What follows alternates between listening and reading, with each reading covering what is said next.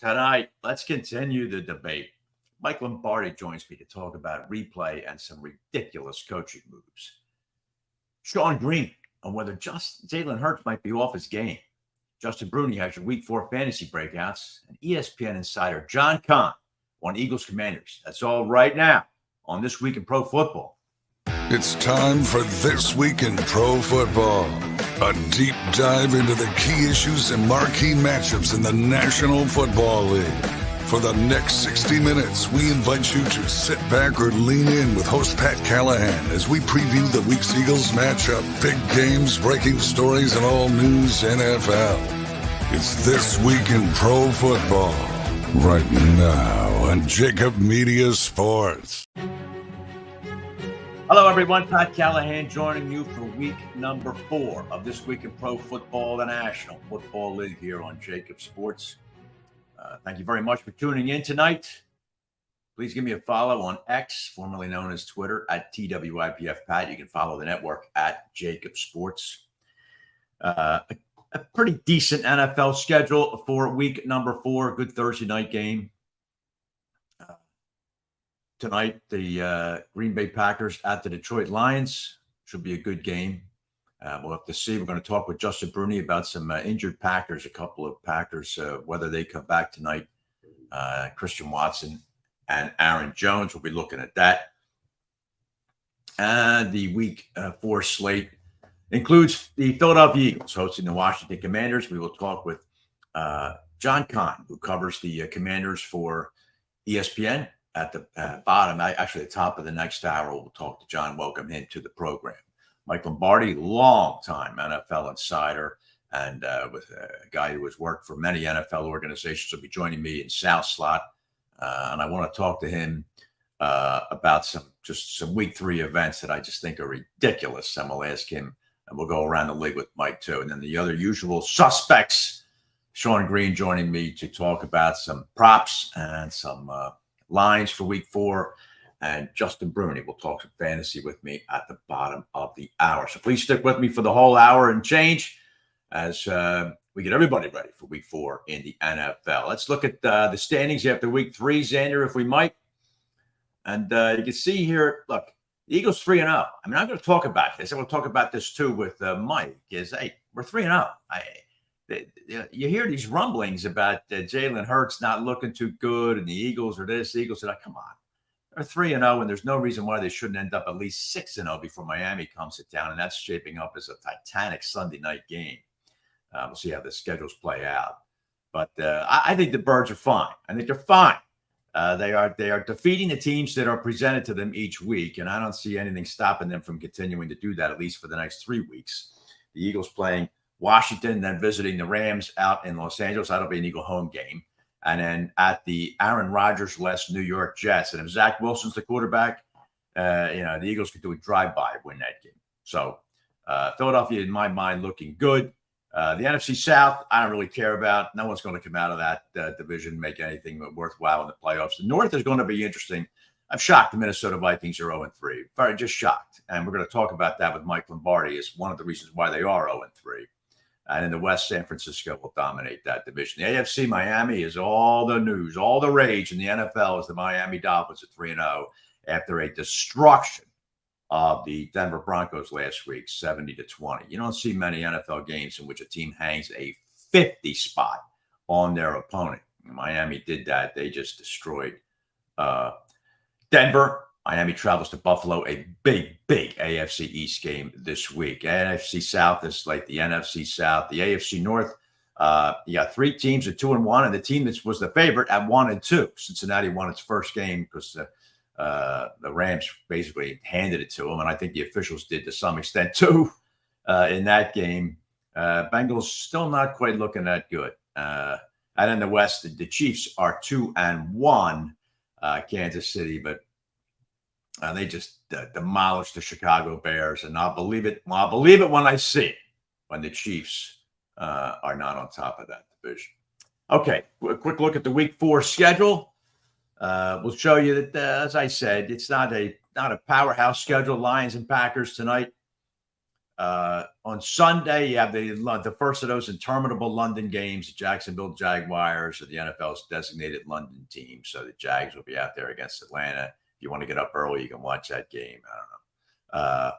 The Dolphins-Bills, a big game at 1 o'clock. Unfortunately, the Eagles are on at the same time against the Commanders. But I'd love to see that Dolphins-Bills game. That'll be a really big game. And then the late game will be Patriots-Cowboys.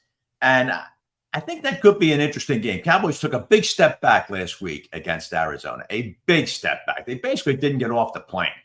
And they just rolled the ball out there and thought that's all we have to do. And Arizona punched them right in the mouth.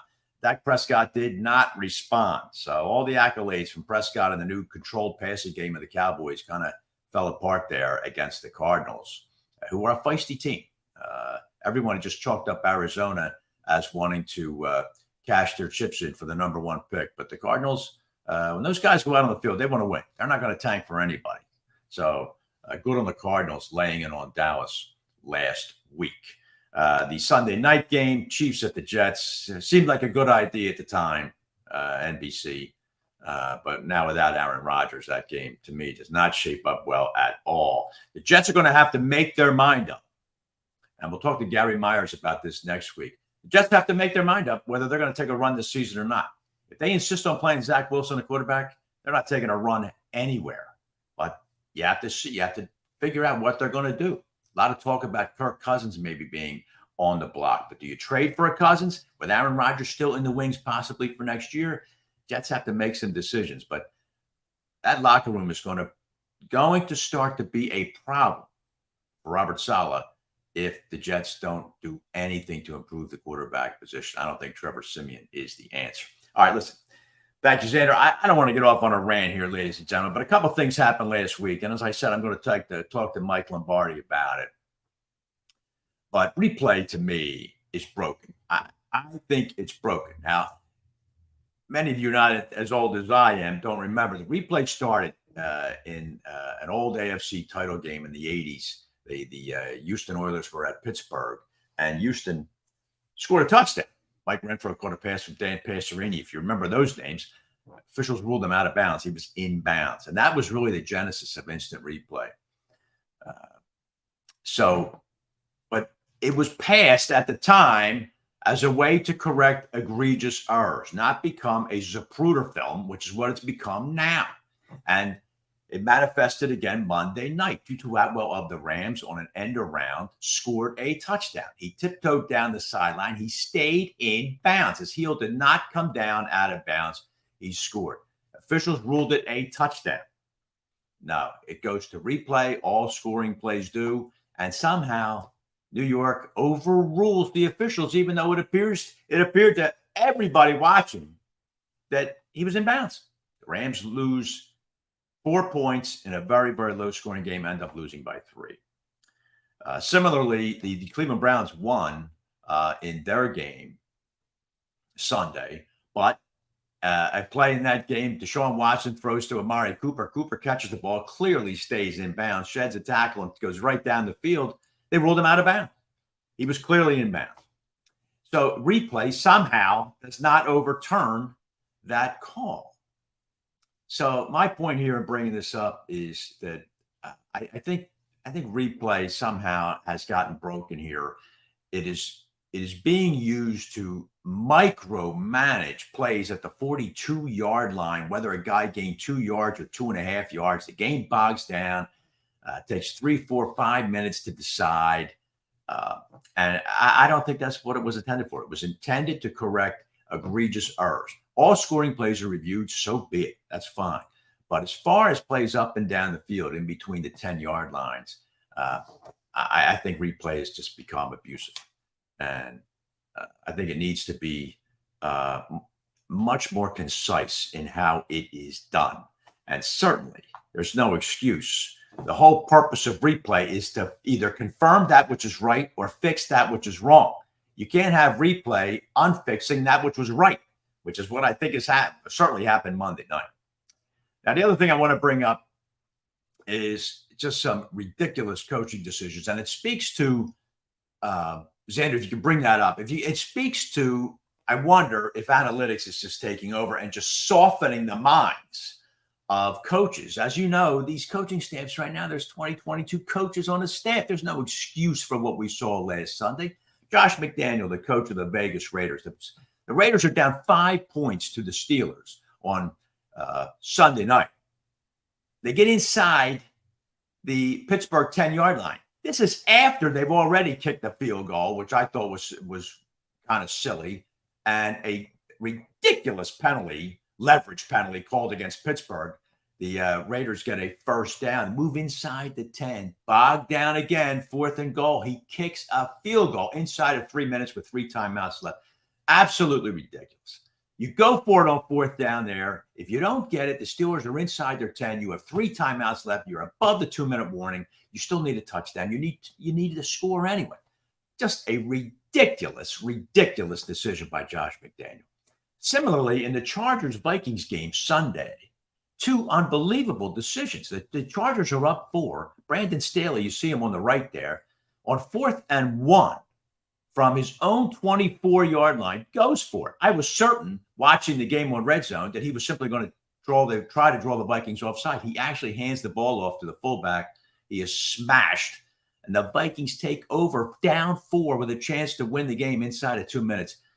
I'm telling you, if the Chargers had lost that game, I wouldn't have been surprised if Staley had been fired right there. But the Vikings coach, Kevin O'Connell, comes to Staley's aid, O'Connell in the middle there, when the Vikings get a first down out of timeouts at the Charger 5 with 34 seconds to go. I remember, 34 seconds to go. 1st and goal at the 5. The Vikings ran the next play with 7 seconds to go in the game. 27 seconds off the clock while Minnesota lined up and Kirk Cousins tried to hear over the din of 60,000 Vikings fans telling him to spike it. And he doesn't spike it. Instead, they try and get what O'Connell called an extra play in. And look what happens. It's picked off because it was just insanity and just a ridiculous and terrible decision by O'Connell cost his team the game. The Vikings now 0-3. And you just can't make these kind of mistakes. And I don't know if it's analytics that's doing it. I don't know if coaches have just lost their autonomy, their ability to make these snap decisions, but to not spike the ball there. And for Kirk Cousins to not spike the ball there. Cousins, once that play happened, should have ran up there, lined everybody up, and spiked the ball himself. He's a long-time veteran in the NFL. He should know better. But we've just become so automated. It's like an assembly line sometimes now with the way decisions get made. That's my rant for today. Some terrible decisions made in week 3 really cost the Vikings terribly, and it cost the Raiders too. We'll talk to my next guest after this break. We're going to bring Mike Lombardi on. Many of you know Mike, longtime NFL insider and NFL executive, always has an excellent take on the issues of the NFL. Today, we're going to do that next with Mike Lombardi on This Week in Pro Football. Celebrate your victories in style at Spring Mill Country Club. From Eagles wins to baby showers, weddings to birthdays, our picturesque venue is ready to host your special events. Make memories that last a lifetime in our stunning surroundings. Call Spring Mill today at 215-675-6000 and elevate your next event to unforgettable heights. Contact us now to book 215-675-6000. John Kennedy Ford. Their reputation sounded too good to be true, so my partner and I decided to do a little digging. They know we can see them, right? We could get them a great deal if they just come inside.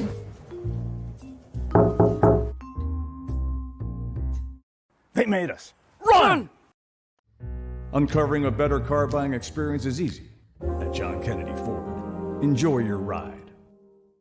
If you own a company and you're not producing a podcast, you're missing out. The public consumes messaging when they're ready. Join the professional podcast network of companies and let JAKIB Media Partners put you in the podcast arena. Come to our professional studio, or we'll come to your place of business and professionally produce your company podcast. Call JAKIB Media right now at 267-261-3428. 267-261-3428.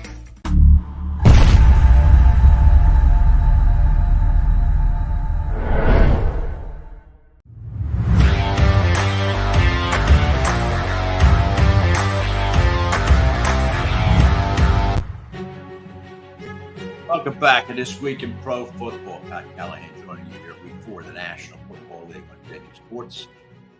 And I'd like to welcome in, first time on This Week in Pro Football, Mike Lombardi, longtime NFL commentator and exec with the New England Patriots and 5 other NFL teams. You've seen Mike on NFL Network and read his stuff on NFL.com. Michael, thank you very much. Great to have you on the show.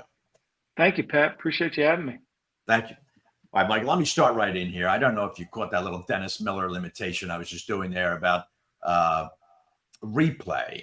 I think it's kind of broken, Mike, and I just wanted to get your quick take on it. Using the Tutu Atwell play on Monday Night Football, which clearly seemed to show that he was inbounds. The refs ruled him inbounds, and somehow New York overturned it. Are we turning replay into too much of a Zapruder film where everything is micro-analyzed instead of just using it to correct egregious errors? Well, I mean, the Zapruder film was poorly analyzed, if you want to know the truth. I mean, we can't get to the bottom of that one, and that's been almost 50 years. So with film, look, anytime you try to, they say they're not going to overturn it based on, there has to be undisputed evidence. I mean, that call I didn't think should have gotten overturned. There's some that you just wonder. It seems like New York has full control regardless of what happens on the field, and they want to make sure they get it right. They don't want to have to acquiesce to something. I don't know if we're not seeing all the camera angles or what, but usually on a Monday night game like that, we do. Right. So, when I was a young man, Monday Night Football had the most cameras. Now they've mandated that every game has as many cameras. So we're getting all that, but unfortunately, they're still making mistakes. Look, the whole pass interference rule hasn't been right. I mean, it's like the baseball. It's like this the strike zone in baseball. Every week it's a different story. It's a different game. It's dependent on what the crew is. If you get Scott Novak, you're going to get so many calls. If you get John Hussey, you're going to get so many calls. If you get Ron Tolbert, you may not get those calls. I don't know. I just think you're right. There's consistency lacking there, but I just think the overreach sometimes is ridiculous to overturn that call Monday night. The other thing Mike, I wanted to get your take on from week 3 was I thought some bizarre coaching decisions by Josh McDaniels Sunday night to kick a field goal down 5. And then the 2 coaches taking turns in the Chargers-Vikings game, making, I thought, ridiculous decisions, which almost cost the Chargers the game and did help to cost Minnesota the game. Are coaches overthinking it too? Or is analytics maybe slowing down or this process where there's less gut feel as opposed to doing things by the book? Well, I mean, I think McDaniel's mistake, everybody focuses on the fourth down, the not taking the field goal with 2 minutes. I think his biggest mistake was not kicking the field goal with 13 minutes in the fourth quarter. Turned down points there, went for it on 4th and 8. He overcame a 2nd and 35 and got it to 4th and 8. That problem compounded the next problem. Right. So to me, we tend to focus on the wrong problems. Nobody mentions that Mike McCarthy turned down a kick early in the fourth quarter, and he's chasing points ever since then. Right. And that really came back to bite him. As for Brendan Staley, look, the guy, the situation was wrong in the sense that, these people put these analytical numbers up on the board and they say, Pat, 88% if he goes for it and gets it, right, they win. 82% right. if he punts, they win. Right. Well, okay, we know the punt, that's a result. But what's the play call for 88%? Yeah. Is it fullback belly?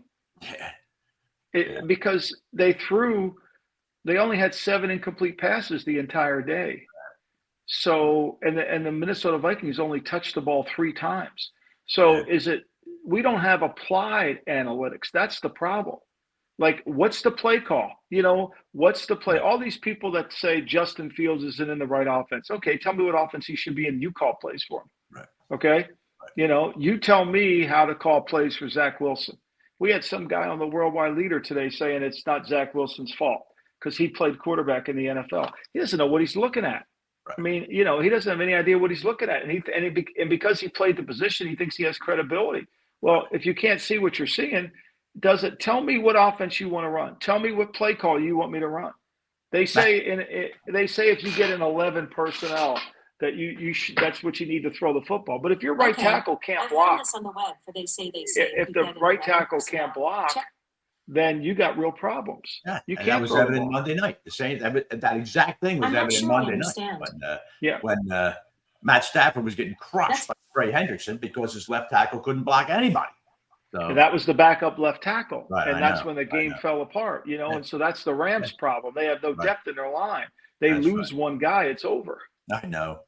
Talking with Mike Lombardi here. Michael, here's a question that those of us here in the parochial town of Philadelphia want to know. Is the brotherly shove a legal play or not? Well, I always thought it wasn't. I didn't think you could play rugby in the NFL. I didn't think you could aid the runner from behind. Yeah. But they say it's legal. And if they say it's legal and the Eagles discover that it's legal, why get mad at them? They looked at the competition committee, looked at this play this offseason, and they said it was okay. I thought when we moved from the T formation to the single wing, from the single wing to the T formation, when Clark Shaughnessy invented the T and we put the quarterback, we took the rugby element out of the game. I didn't think you could push the runner from behind. No, I thought that was against the rules, but obviously it's not. And so credit the Eagles, and you can't stop it. I mean, you can say, "Oh, get lower, get higher." And then they have enough stuff off of it. If you want to play it inside, they toss it out. No. Look, credit them for inventing it. I don't know if I don't understand, Mike. Yeah, why other teams don't just replicate it? They do. They do try to do it, but they don't have a quarterback that can squat 600 pounds like Hurt, who gets that leg drive in there. That is true. That might help. Yeah. That's where it gets its power from, his ability to generate that. Yeah. When New England does it with Mac Jones, it doesn't have the same oomph. Yeah, that's true. That is true. But you're hearing a lot of talk about Jalen Hurts being off to a slower start, Mike, this year than last year. You think that talk is fair? The Eagles are 3-0, and they're beating. I think you could use the word comfortably, defeating the teams that are presented to them. Is there any substance to this talk about Hurts? Well, I mean, the numbers don't lie, Pat. And his numbers are not the same as they were last year, but they are undefeated. They haven't played their best game. Their passing game is nowhere near where it was last year. I mean, they're 18th in yards per attempt in the league right now. They're 23rd in yards passing. I mean, so they're 18th in touchdowns. I mean, so look, they haven't been there. Now their pass defense is nowhere near where it needs to be either. I mean, most people think, that they're playing flawless. They're 3-0. They had a chance that Patriot game was a good win for them, but that was the lowest output they had offensively going back to Tampa in 2022. Okay. I mean, in October of 22, that was the lowest output they had. They only had 17 first downs in that game. So, yeah, I mean, I don't think they're playing at the same level, but it's September. We know they don't play the preseason. They don't play a preseason. Right. So they're going to have to get it. But they're running the football effectively. They're the number one team in rushing attempts. Yeah. Their defense is the number 2 team in the league in facing rushing attempts. Yeah. And so, I think to me, they have to, and they're really good at, nobody can really run the ball on them. So, I mean, they haven't given up. I think they've given up, probably like 140 yards in 3 games on the ground. Yeah.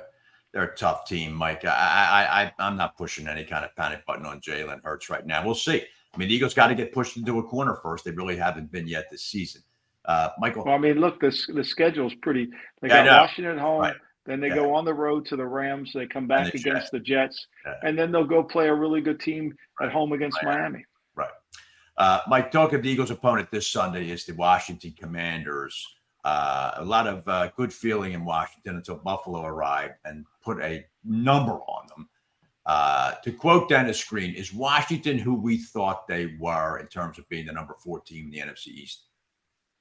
Well, I think Washington has some really good strengths to their team, but they also have severe weaknesses, which have been their weaknesses for a while.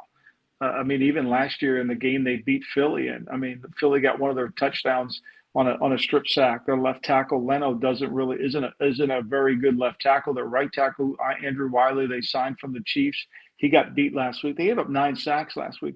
Yeah. This offensive line, Pat's not good enough, and their young quarterback got hit too much. Yeah. And they want to throw the ball, much like Kansas City wants to throw the football, but that's not something this young quarterback can do. He takes too many hits. He's been sacked way too much. Yeah. Last year when they came into Philly, what did they do? If you remember the game, they I ran the ball remember on first. They ran the ball and controlled the clock. They got 4 yards, got 4 yards, got 3 yards, got 4 yards. They controlled the clock. Right. And that's not something. Now, the last 2 weeks of the season, they have not been good defensively. They've given up 120 yards to Denver on the ground. They gave up 168 to Buffalo on the ground. Yeah. And they turned the ball over. Right. I mean, they could easily be 1-2. They turned the ball over 3 times against Arizona and won. They turned the ball 5 times against Buffalo and lost. Right. There you go. Arizona and Denver. Then you get Buffalo. It's a rude awakening. Michael, before I let you go, let me look around the league here with you. I just wanted to focus on the 0-3 teams. You mentioned Justin Fields. The Bears, to me, they look like they're in some disarray right now. What are your thoughts on Fields? I hear this too. He's in the wrong offense. I'm just not sure he's a terrific an NFL quarterback. Your thoughts on the 0-3 Bears and the 0-3 Broncos? Is there any hope for either of those teams this year? Well, look, I've been on my podcast, the GM Shuffle, and on my show, the Lombardi Line, I've been clear about Justin Fields. I mean, anytime you have 28 starts in the NFL, you pretty much know who the quarterback is. Is he good or bad? C.J. Stroud's 3rd game of his NFL career threw for 280 yards and got a win. Justin Fields has never done that in 28 starts. Yeah. He cannot throw the football effectively enough. Can he run it? Yeah. But he's a turnover machine. That's right. Pat, he's been sacked 104 times. He's already been sacked 13 times. He fumbles on a regular basis. His interception percentage is too high, But it's funny. If you compare Davis Mills' stats at Houston to Justin Fields' stats in Chicago, they were identical. One team proclaimed they need a quarterback. The other team thought they had a franchise quarterback. Yeah. So it's all that. Denver, to me, is disappointing. I thought Sean would be able to go in there and get them back, but their defensive talent is not good enough. Right. And they looked, as bad as that score looked, 70-20, it looked worse on film. Wow. That was a shocking game Sunday. And then the other team, though, Minnesota, only a minus 13-point differential. They've lost 3 one-score games.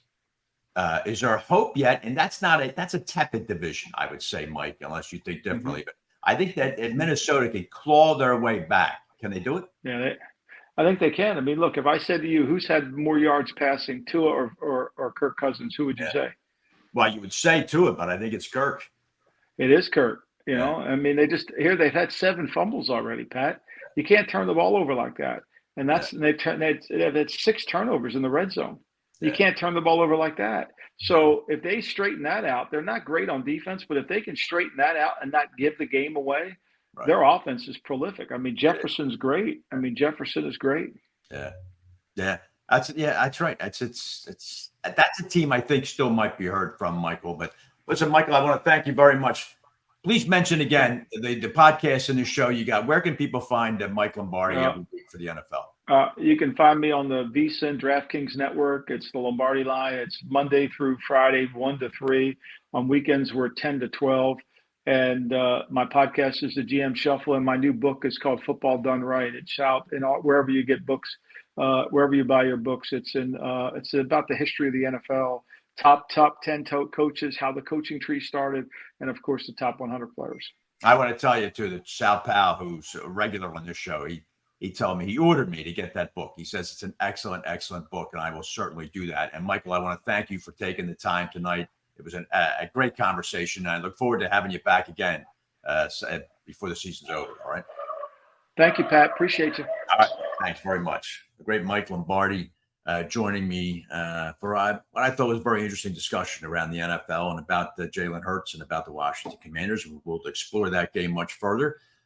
With my next guest after this break, we'll be talking with the great Sean Green from SGPN and the Sports Gambling Podcast. We'll talk about Jalen Hurts and some props on that game. We'll go around the NFL again on This Week in Pro Football.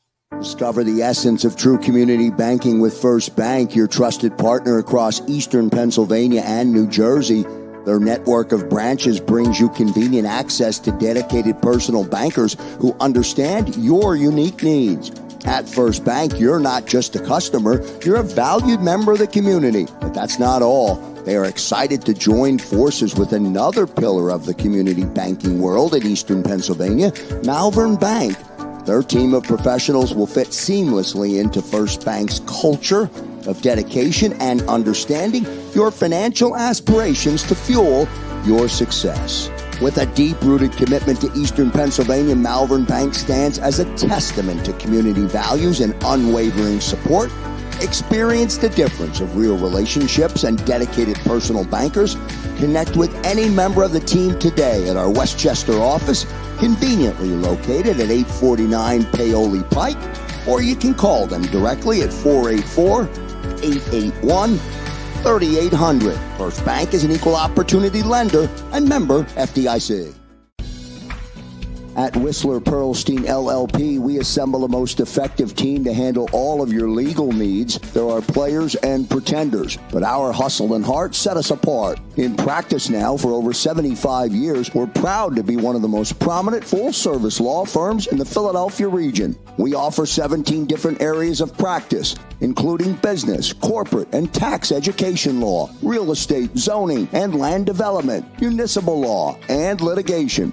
Our top-rated attorneys and staff are laser-focused on client success. We strive to provide outstanding legal counsel with the highest level of care and consideration. Let us show you the Whistler way. Learn more at WhistlerPearlstein.com or email Michael J. O'Donohue at mod@whistpearl.com. WhistlerPearlstein.com or mod@whistpearl.com. I want to be a game changer in construction. I want to be able to provide diversity in the workforce, and it starts at the top.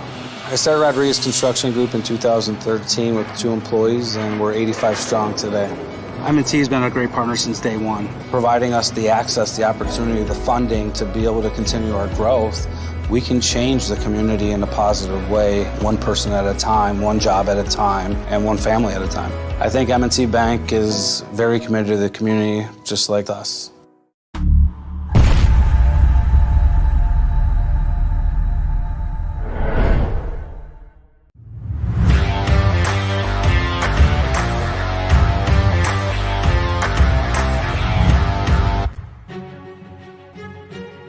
Welcome back. This week in pro football, week number 4 of the National Football League. Pat Callahan joining you here this week in pro football, presented by Kennedy Ford.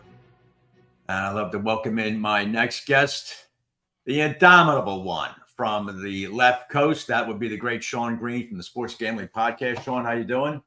Oh, doing great. Eagles are 3-0. I know there's a lot to complain about if you're an Eagles fan or Eagles media, but I'm trying to enjoy being undefeated. I agree. Sean Green, presented by the great folks at Live Hotel and Casino Philadelphia. Sean, let's start with that.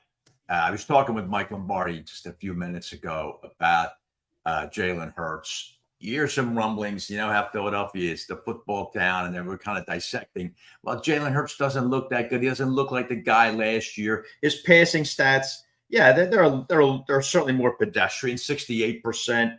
Only 3 TDs, 3 picks. But I'm not worried about him. What are your thoughts? Yeah, I would say this. I think the passing game has looked better every single game. Now, yeah, the Monday night game I thought was a bit of an outlier with the 2 interceptions.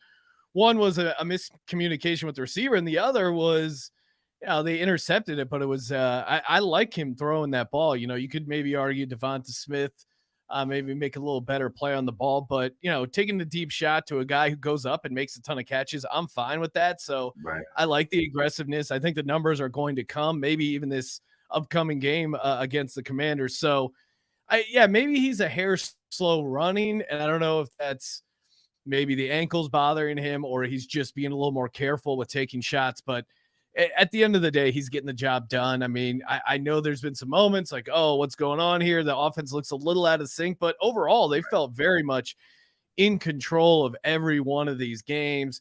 The second half of the Monday night game, they had 23 almost 24 minutes of time of possession in the second half, which is bonkers if you think about it. So, yeah, they didn't take advantage in the red zone enough, but you could make a case they dominated offensively as well as defensively, which is pretty clear to see.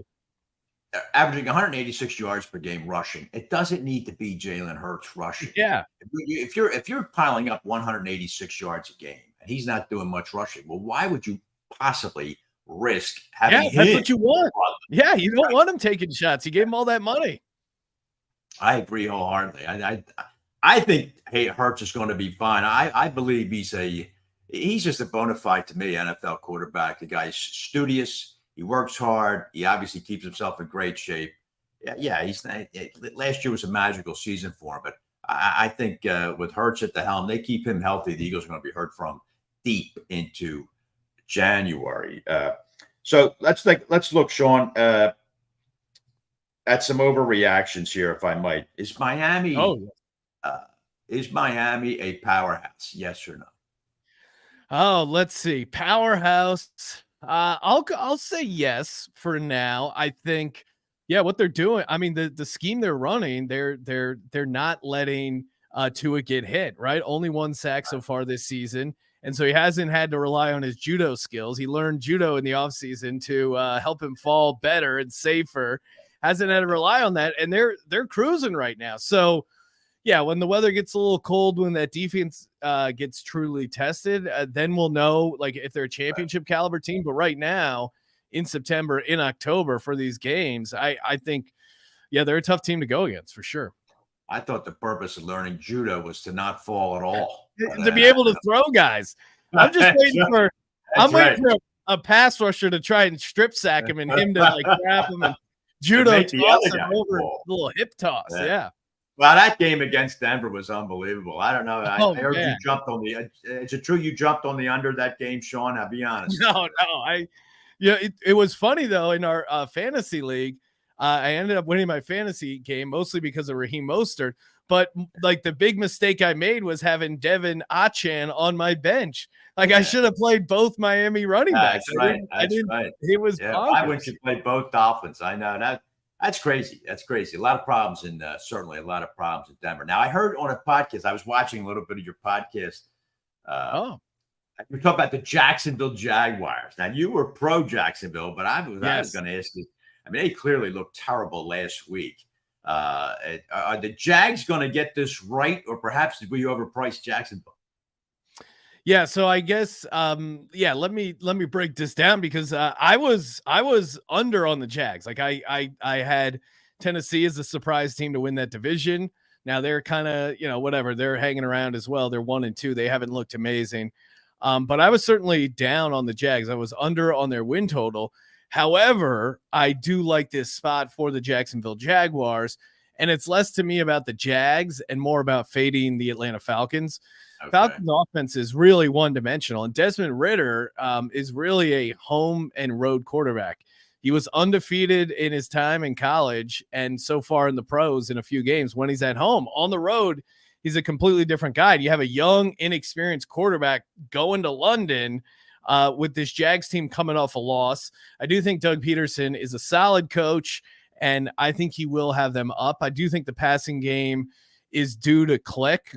There's a lot of close calls for this Jacksonville passing offense, but I do think the people who are writing them into the AFC Championship and saying, oh, it's going to be them and the Chiefs. I was never drinking that Kool-Aid, and I do think maybe they squeak into the playoffs, but I don't see them coming in as a dominating force. Right. There's just a lot of issues, especially defensively. All right.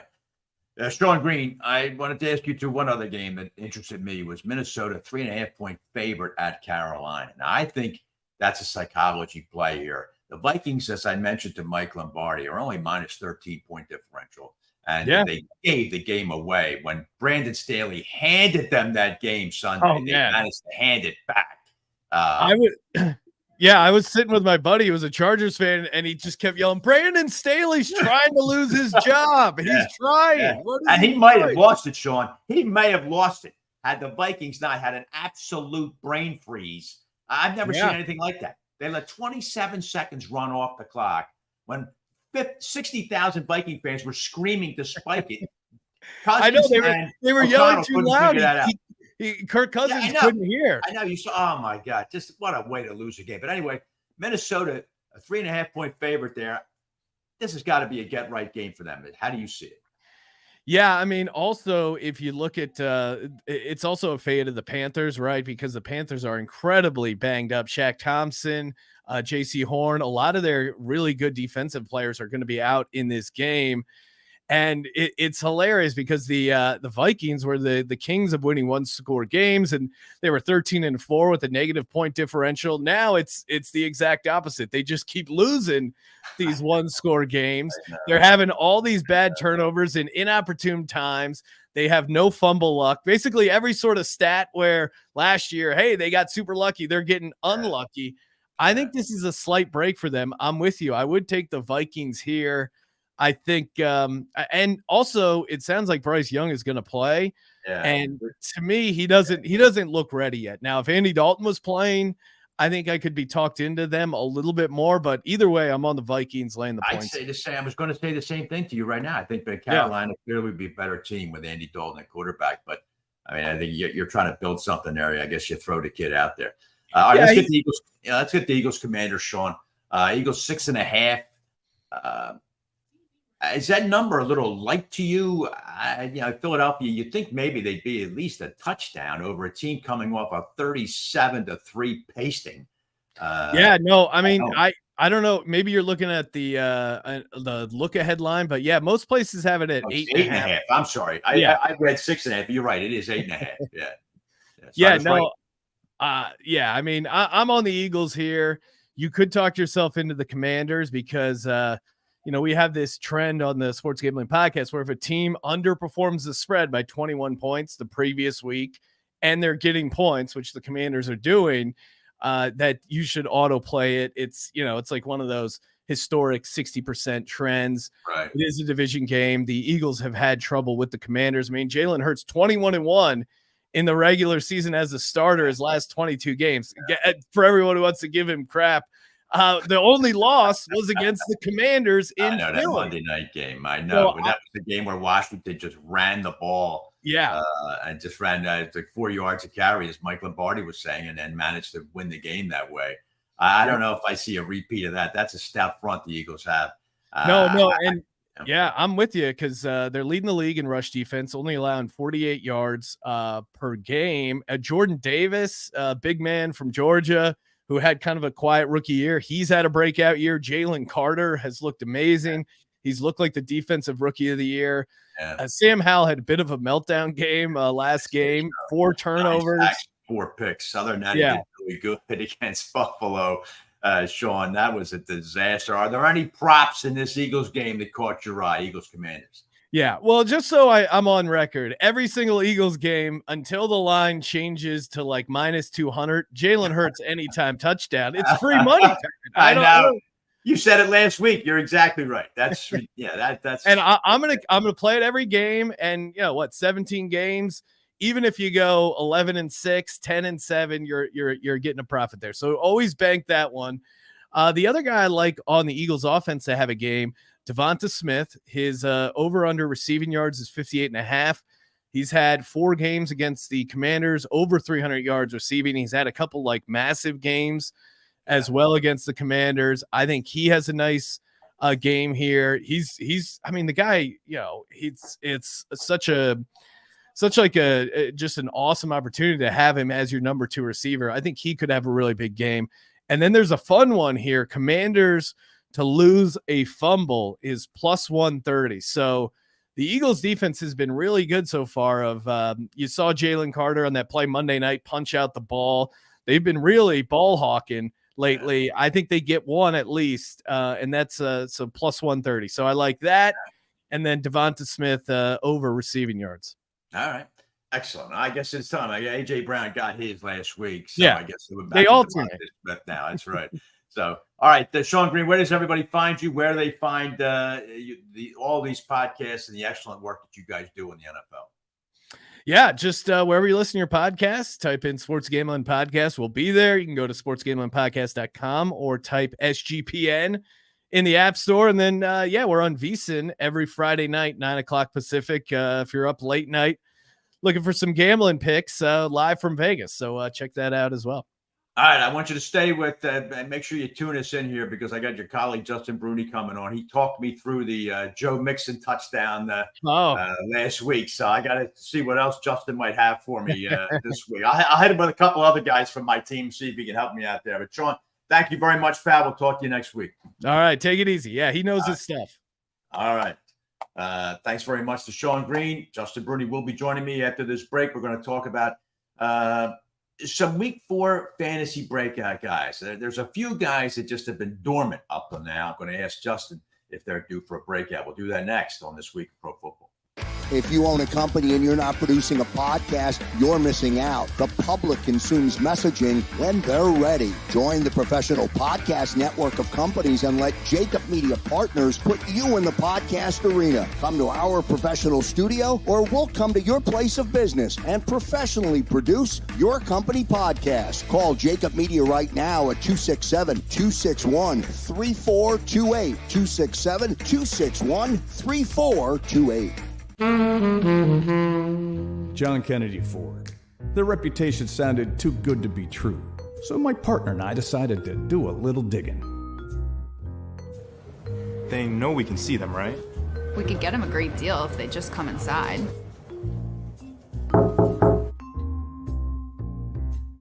They made us. Run! Uncovering a better car buying experience is easy at John Kennedy Ford. Enjoy your ride. Johnny Apple's Restaurant and Bar opened in 2001 and for over 20 years has been serving great food and good times to Bucks County residents, friends, and family. Ideally located at 184 Buck Road in Holland, Johnny Apple's offers a terrific array of steaks, seafood, and daily specials. They also host private parties and affairs of any size. For excellent food, great company, and a relaxed lunch or dinner, check out Johnny Apple's Restaurant at 215-953-9900 or at johnnyapplesrestaurant.com.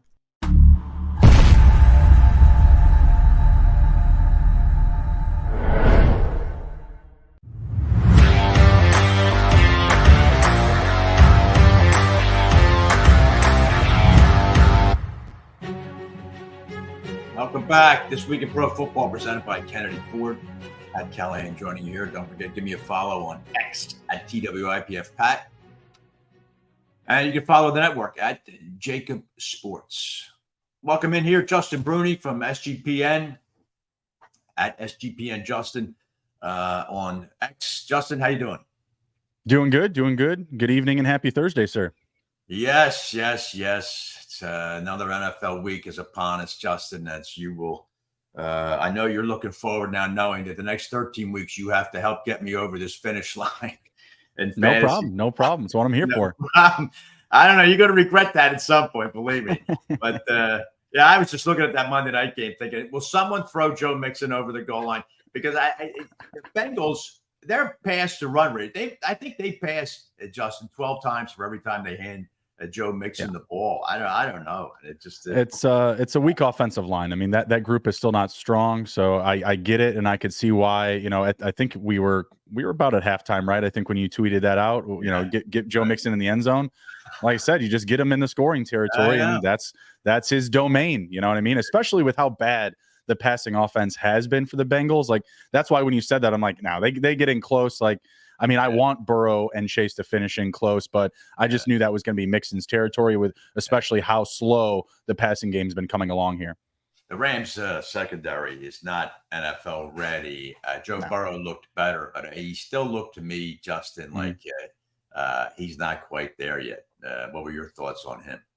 No, he doesn't appear like he's 100% healthy, but I'm still rolling him out into my fantasy lineups. Somebody asked me this week, Jordan Love or Joe Burrow. I'm easily still laying Burrow as my starter. I'm just going to trust the process. He's a guy that's going to throw for more volume. I believe he threw for still 50+ times in this last game. So it's not that he's being, inhibited by an injury. It's just that he's kind of having to work through it. And I think that you're going to continue to see that happen. No dissimilar to what we had from Justin Herbert last year. He was okay in fantasy, but not great. That may be a similar narrative for Burrow this upcoming season. But until he falls off a cliff, I mean, you really have to keep riding him in your lineups, in my opinion.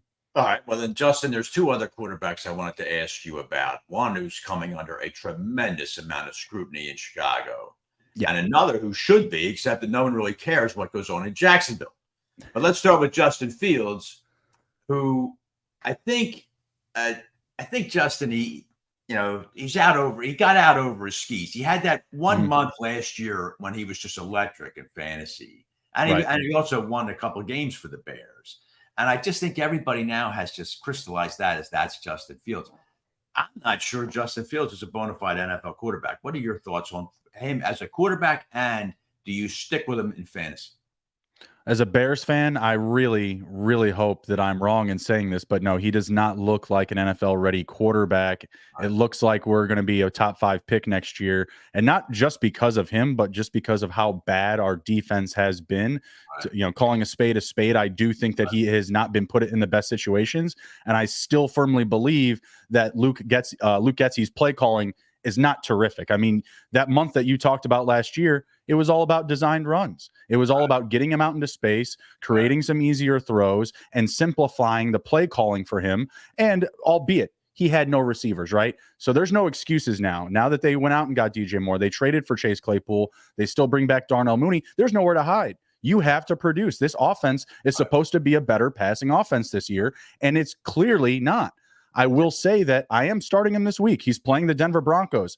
Newsflash, they just let up 70 points to South Beach. So I feel like there should be some points in this game for both sides, whether it be Justin Fields, whether it be Russell Wilson.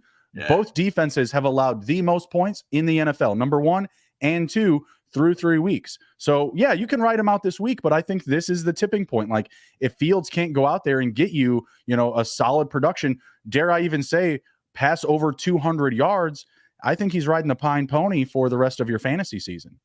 And I tell you, Justin, now that you've mentioned that, that could be the most highly pressurized game on the NFL schedule in week 4. Yeah. You wouldn't think so. 2-0-3 teams. But the loser of that game is really, the season is basically written off at that point. Yeah. That's you got a long way to go, 13 weeks to go in the season. Now, the other team that's been dragged 3,000 miles away or whatever it is, Jacksonville goes over to London. But the Trevor Lawrence has not looked good. The Jaguars, and it's very similar, Justin, to what you were just saying about the Bears. They're loaded at wide receiver. They're supposed to have an explosive running back, a decent offensive line, and yet they're just not scoring a lot of points. Only 17 against Houston, 9 against Kansas City, no touchdowns. What are your thoughts on Trevor Lawrence? I'm still starting him. That's for sure, because I also feel like as a passer, he's much better than Fields. He's a guy that can deliver the ball down the field. In my opinion, there's been a bit of an over concentration to Calvin Ridley's side of the field, and he is dropping balls. He is missing targets, and that has led some inefficient drive. I'm going to give them a pass on the Kansas City game because I think that Kansas City's defense is sneaky good. They're a team that I am starting again this week, started them against the Bears, starting them again this week up against the Jets, and I did start them that week up against the Jags as well, and that was a team I was able to pick up off the waiver wire. Last week was very concerning because it's also a division opponent, not just looking at the fantasy scheme, but like it's Houston. They don't have a deep defense. They're kind of up and coming and sneaky on offense, but they should have won that game. They should have been able to deliver. I felt that Calvin Ridley didn't show up. I felt that he was looking like a shell of himself, even from week 1, because people want to say, oh, Calvin Ridley was away. He's not good anymore. No, he was fantastic week 1. So I still trust that offense. I still trust Trevor Lawrence even more so than the Bears, specifically because the weapons are all better. Lawrence is a better passer. Kirk and Ridley are better receivers than Moore and Mooney and Claypool combined. They have a reliable tight end in Ingram. They have a nice running game in ETN and Bigsby. So I'm going to continue to trust that process. Big bounce back spot across the pond against the Falcons. All right. And Justin, are you a believer in revenge games? You mentioned Calvin Ridley. He goes up against Atlanta. Adam Thielen against Minnesota. Does that carry any extra weight with you relative to deciding to start these guys?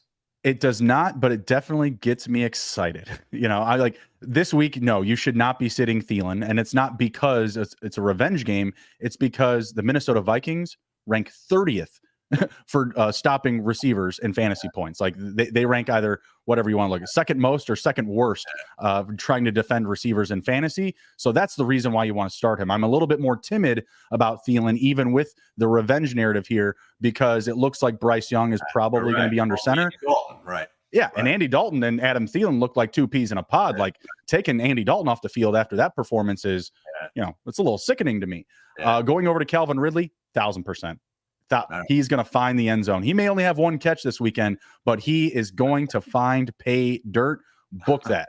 Okay. All right, Justin Bruni, I appreciate you taking this time. Where does everybody find you? Where do I find you come Sunday morning so that I can hit you and blame you for any last-minute things that go wrong? That's why I'm here. That is why I'm here, so I can take all the heat. No problem.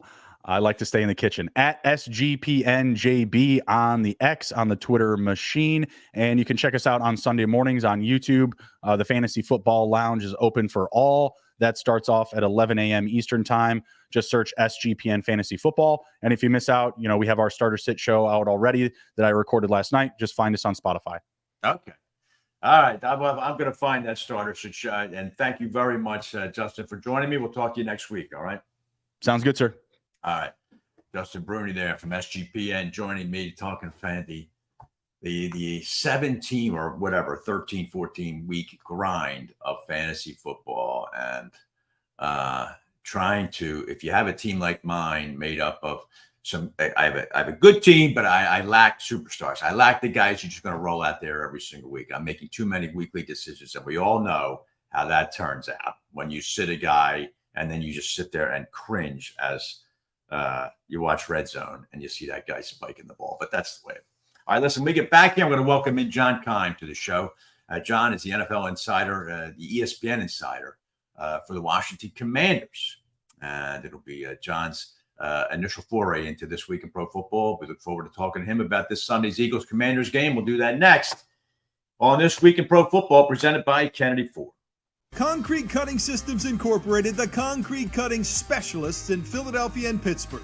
These guys are celebrating their 28th anniversary as the industry leader in the field of concrete cutting and robotic demolition.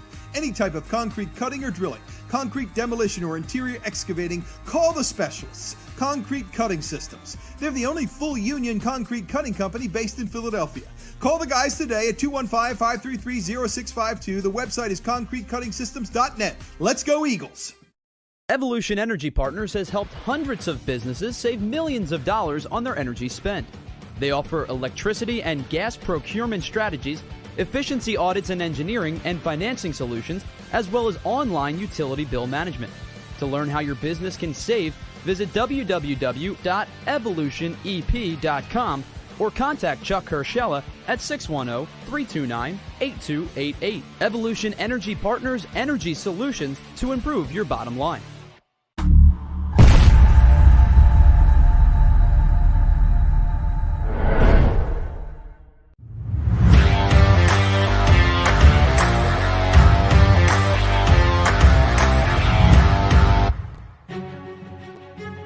Welcome back. This Week in Pro Football, presented by Kennedy Ford. Justin Bruni, presented by the great folks at Concrete Cutting Systems.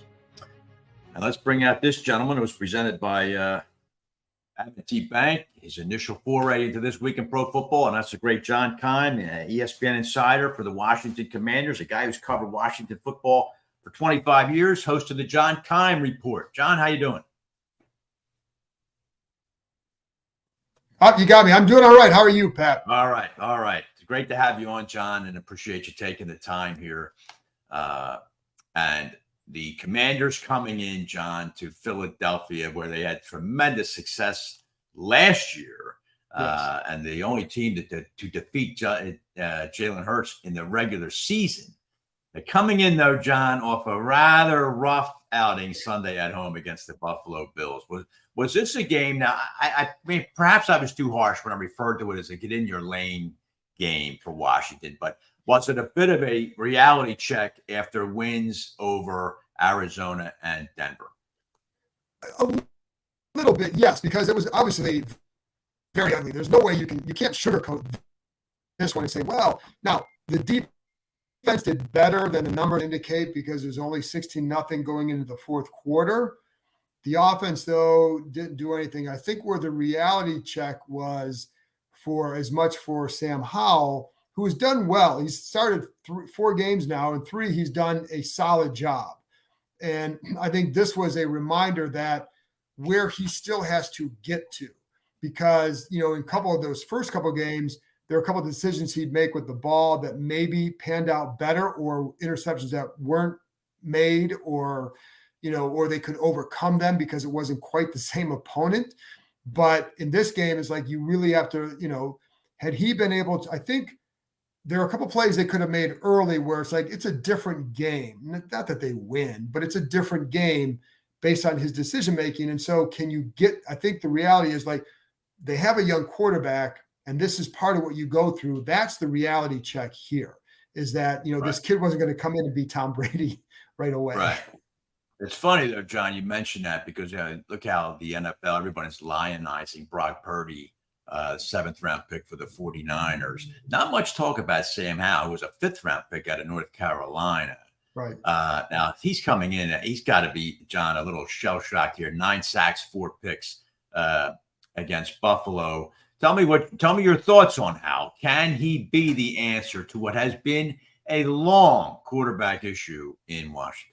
It's been a long quarterback issue, and it's one that in my entire career covering this team, I haven't seen it solved. And so it's why the Eagles have been good, because you go from McNabb and you get Wentz for a few his good years, and then you get Jalen Hurts, and you look at the Cowboys and the Giants. I mean, I'm not sold on Daniel Jones, but that's another story.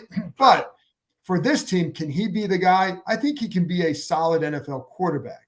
The question is, what can they do around him? For example, I look at, a lot of the sacks, he's been sacked 19 times. A lot of them are going to be on him due to his inexperience, not because he can't do it, but because of his inexperience. And, he's going to hold the ball a little bit longer, and he's going to try and force some pass in there to see, hey, can I make this throw? And a couple of times the answer has been no.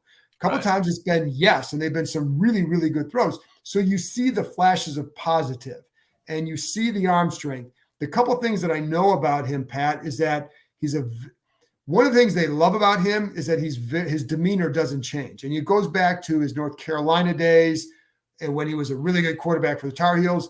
That's what the coaches there loved about him, is his demeanor didn't change. So you have these kind of games. If somebody's going to come back from that and perform, it's going to be him. Now, I've seen young quarterbacks who don't respond well to that. I don't think that's Sam Howell. Whether or not he's going to be this really good quarterback, I don't know. But the other problem is here, when you look at like Jalen Hurts, and this is where, I really, really like that organization, the Eagles, because they built it right, and they built it to sustain, right? And you build that offensive line first, and you add around that, and you put Jalen Hurts in a situation where it's like, hey, Jalen, we're going to get you this best offensive line in football, and we're going to get you this top receiver over here. We're going to draft this really fast guy, and you have a great tight end. And then Jalen Hurts just continue to improve.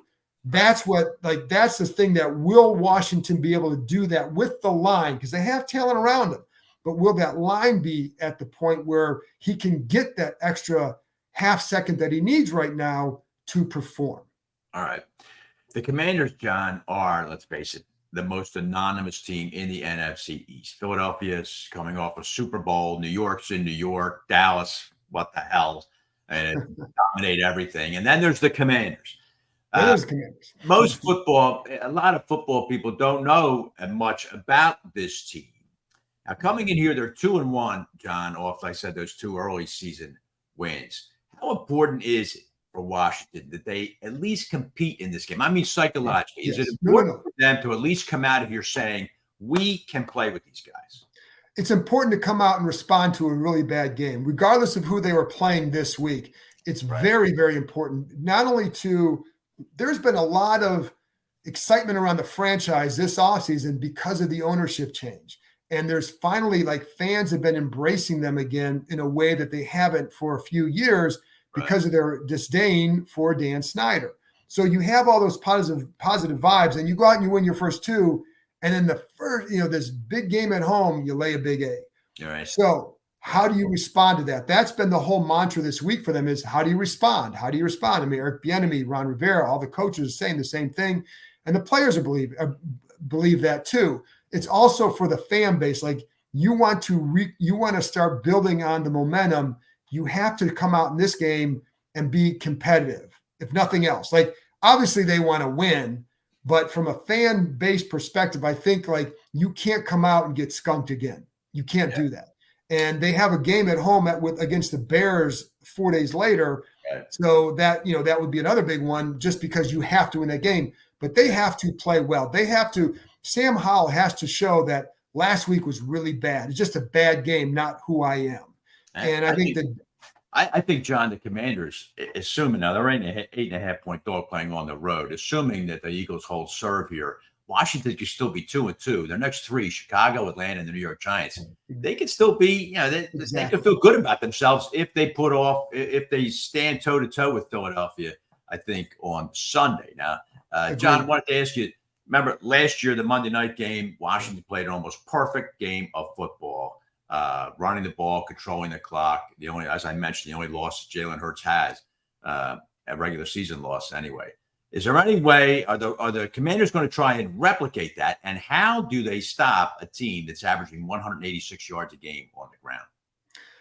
Man, and the funny thing is that, I was going back and watching that game again, and in the past, they've actually done a solid job against them defensively, right? Like they've had a couple games they've had a couple games where they've given up less than 3 yards a carry and around 3.5 yards a carry. And then they've had some on the other end, but mostly they've done a fairly decent job because they have a really good defensive line. So you start there. But when you watch last year, I'm watching some of the runs that they got for like Boston Scott or someone like that, and you put DeAndre Swift in that role, who's a little bit quicker and shiftier, and it makes him more dangerous. So, and the Eagles, as you know, do a really good job of creating runs out of pass situations and creating those gaps and the hesitation of the linebackers. So I think what they have to do, the one thing that I'm curious to see what they do here, Pat, they use a lot of what they call their Cinco package, 5D linemen. Didn't use it a lot last year in the win in Philly. Will they use that more? And if they do they also, or do they go to a little bit more of the 3 safety sets, get a little bit more speed on the field to handle a guy like DeAndre Swift in that open field air situation? So what they also did well last year in that win was outside of the 50-yard pass to Quez Watkins, they limited the big play. And even on that one, they caused a fumble. So you have to create turnovers, number one. You have to limit the big plays. But to me, like you have to take away the run game, right. Jalen Hurts and Swift, and make them beat you the other way. That's really hard to do. And so can they do it? I mean, they've done it. But to do it a couple times in a row like that, and I think I don't know that last year they were playing at a solid level when they won that game as well. So a little bit different right now. Does Washington have a play to counter Philadelphia's brotherly shove, John? I mean, it's the talk of the league. Do they have a defensive formation lined up to stop? I've never seen a team like the Eagles end up with the 1 yard line more. It's incredible. It is. Every game, they're 3-4 times they're on the 1 yard line. And you know what? Yeah. And they ran the brotherly shove, which is one of the best names around. Like that's fantastic. That's a great one. It is. But they ran that against this team last year and they got it. There was another, I think it was a 3rd and 1 situation or maybe a 4th and 1. And actually, I think they scored on this. And it was a sneak, but they did it differently. They had, I think, like Devontae and A.J. Brown in the backfield. They just had them kind of motion both out to a side to draw them that way. And it says like, oh, another look and you can score still. And as someone else said, they didn't like, I think one of the coaches here was like, they don't need that brotherly shove because their line is so good that how often does a shove, is it necessary? Because they're getting it. And you have a strong quarterback like that too, that you're going to pick up that yard more often than not, regardless. Jack Del Rio, the Washington's defensive coordinator, told us today, like he wants that play outlawed. And now he goes, not because the Eagles do it well, which they do. It's just he feels like it's more of a rugby play, but it's legal. So you still have to stop it. There's, that's a discussion for the offseason. I wonder, John, though, I'm shocked. I was talking with Mike Lombardi about this at the start of the show. I think the play is illegal. I've been watching football since for 60 years, and I thought that was always illegal. Me too. To propel a teammate forward. And yet, I mean, it's clearly what's happening here. And yet the competition committee looked at it and said it's fine. Yeah. And the other thing is that not a lot of teams, I don't know how many other teams really do this. No. And, we were asking about that today as well. And, not every quarterback is, again, I think you have to have a strong quarterback. Well, that's exactly what Lombardi said. Exactly what he said, John. Yeah. Yeah. And Jalen Hurts is that guy, and there are very few that can do this. And I know, like, for example, when Kirk Cousins was here, Jay Gruden didn't like calling sneaks because I asked him one time, why not? He goes, look at his legs. He's like, he's not a big guy. And so unless it was 4th and like 6 inches, he wouldn't call a sneak with Cousins. So, I think there's a lot that goes into it. And they also have a very talented offensive line that they probably would be successful without this. Right. You see, John, you mentioned a few minutes ago about a renaissance perhaps in Washington football. Let's face it, it's been a franchise. It's been very contentious over the entire administration of Dan Snyder. I mean, it's the free agent signings, the glitzy signings of the guys who have passed their prime, and it just football after football, to use a tennis analogy, by Dan Snyder. There's been a lot of talk, though, that you need a new stadium out there. How do you see the prospects for Washington football over the next couple of years? Well, and obviously Philadelphia fans are very familiar with Josh Harris, and whatever they think of him about, with the Sixers, right, he'll be a breath of fresh air here. And I think it's, in some ways, in the NBA, it's so hard to build and win because you're at a superstar's whims. I think it may be in some ways easier to build a football organization. Yeah. And the one thing, so the prospects for them start with him. And just again, whatever everybody thinks there, he's a dramatic improvement over Dan Snyder, just from the way he makes decisions, the people he surrounds himself with, and just all of that is going to help them over the next several years. And then with the stadium, that's something that they're looking at somewhere in Maryland, Virginia, where they currently play, probably be right. If they build in Maryland, it would be right next to their current home, but they would build up around it with a lot of, stores, restaurants, whatever. Yeah. RFK remains a possibility, although I'd still put it 3rd in the list. And then Virginia is a possibility as well, close to in Loudoun County, which is close to where they train now. Right. The ideal spot is RFK. And if they somehow pull that off, the fan base would go crazy. And some of them might forgive them for changing the name, but not that it was their call, but so that would be the number one choice. I don't know if they're going to be able to pull it off because there's a long way to go with that. But if they did that, and to be honest, Pat, we're looking at another probably 7 or 8 years before they're in a new stadium, because again, you're dealing with 2 states and the District of Columbia. And so it may be a year or 2 before they really know where they're going to build. And then you got to build it. Right. Right. But it's a franchise, John, that does appear to be on the upswing, and it's in a tough division, though. It's funny, John. The NFC East was looked upon as being totally downtrodden 2 years ago. Yeah. Now it's one of the tougher divisions in the NFL. It's great. Washington is fighting. As I said, they're fighting to get out of that basement. I think they got a good chance to do it. I think the Giants are overrated, and Dallas, John, surprised me. They looked terrible last week. A little dose of reality also brought into Dallas. So be interesting to see if the Commanders can cash in the next few weeks and stay in the mix. Yeah, and like you said, Pat, I think they're if they can, whatever you can't lay an egg, but if you come out and you beat Chicago, you're 3-2 after 5. For them, that's a good place to be. Correct. And I agree with you on the Giants. Yeah. And the other thing is, Arizona might be a little bit better than people thought. Too. I mean, listen, Arizona's a few plays from being 3-0. Yeah. And because they could have beaten this team too. So, I think there's some things with Dallas you still wonder about.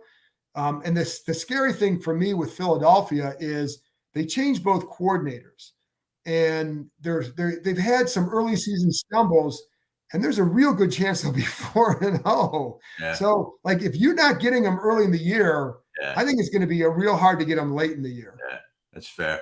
While Washington does that, Philadelphia come right back in a month's time. The Eagles come back to Washington, so be interesting to see how that goes. John Keim, I want to thank you for joining me. It was an excellent conversation. Thanks a lot. Everybody check out the John Keim Report. The podcast is still running, right, John?